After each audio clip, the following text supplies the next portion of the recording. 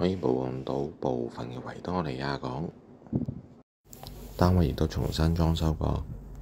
如果你係想置業上車嘅話，不妨睇下以下呢條片。住嘅地方交通方面，加埋配套嘅成熟，會係一個上車做置業嘅考慮嘅話，今日我哋到城市花園，而呢個3房鋪亦都啱啱同埋裝修添。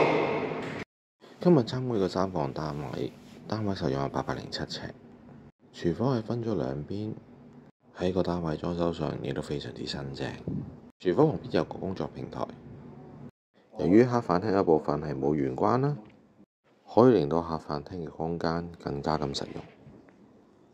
如果你有小朋友嘅話，仲有唔少活動空間。而一家之隔就係新嘅住宅項目皇都。通過咗走廊之後，我哋嚟到浴室，係乾濕分離，而每一間房間，不論實用性同靈活性都非常之高。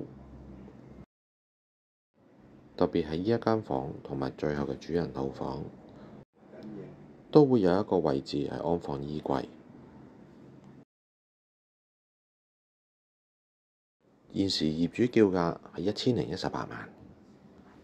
如果今日你係想去揾一個住宅項目，不過想喺大型屋苑之中，城市花園都係一個唔錯嘅選擇。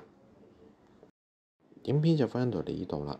如果你哋有興趣，歡迎隨時聯絡我啦。